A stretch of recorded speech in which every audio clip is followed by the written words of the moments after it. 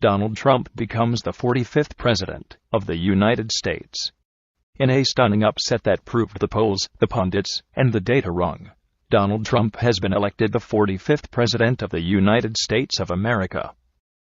The Republican candidate's election represents a massive failure of the soothsaying machine, which predicted that the better-funded, deeply connected, infinitely more experienced Hillary Clinton would become the first woman U.S. president.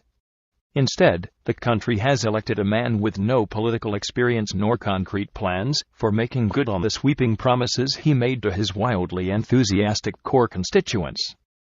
Over the past year, the American people faced a stark choice between an optimistic future and an idealized past.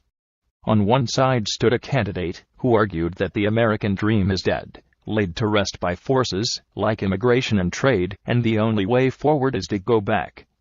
On the other was a candidate who argued that the country didn't need to be made great again, but could be made greater still by adapting to inevitable changes. Clinton held up immigration as proof that the American dream remains very much alive, as strivers around the world vie to participate in the world's largest economy, home to the world's most successful businesses. Tonight, American voters clearly said they didn't buy it.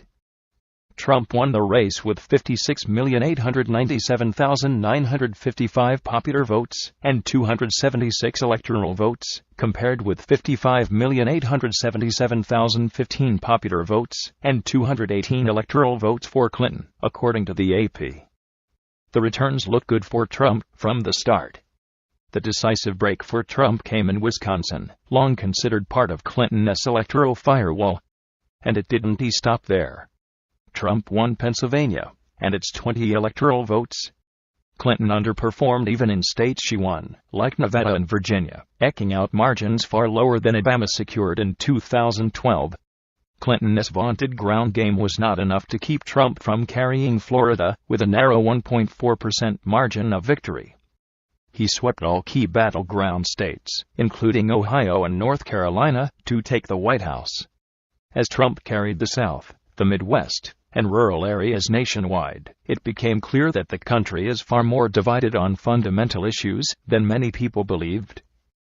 At a small gathering at the Hilton Hotel in Midtown New York City, the Trump team was uproarious. Even die-hard supporters didn't see so definitive a win coming. People screamed with delight as results came in, and the networks called states for Trump.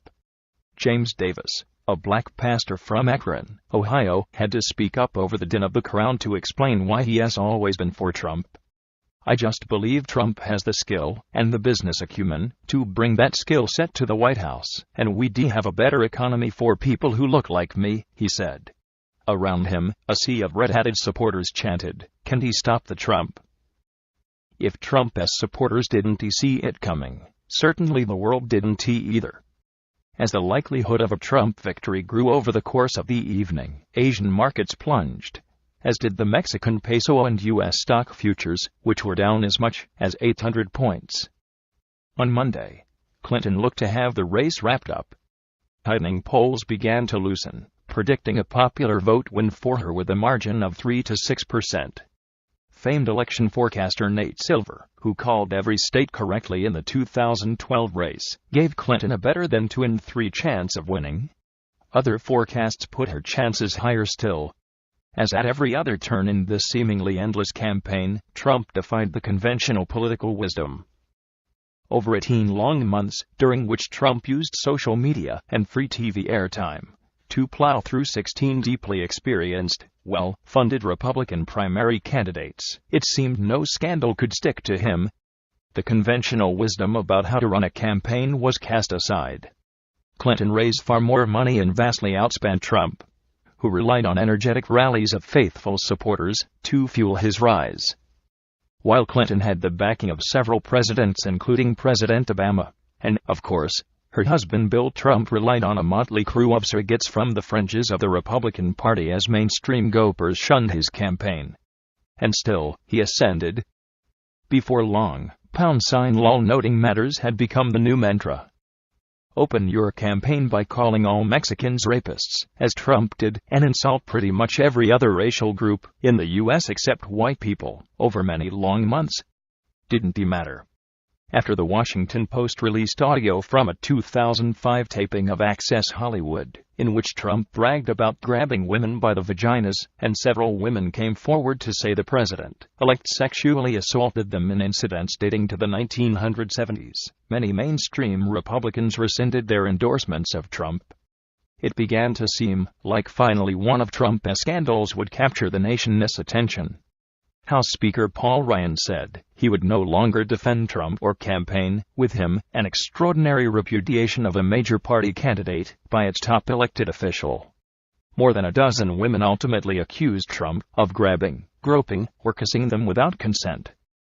Trump denied the allegations and threatened to sue his accusers. Ryan's decision to sort of not endorse, but also sort of endorse led to one of Trump's countless Twitter tantrums. His emissions of 140-character outrage were a regular feature of the campaign. Targets included former Miss Universe Alicia Machado, whom Trump had derided for gaining weight in the 1990s, a fact Clinton noted during the first presidential debate. Trump took the bait, as he often did during a campaign which seldom showed discipline or a thought-out strategy. But in the end, none of that hurt him. None of it mattered.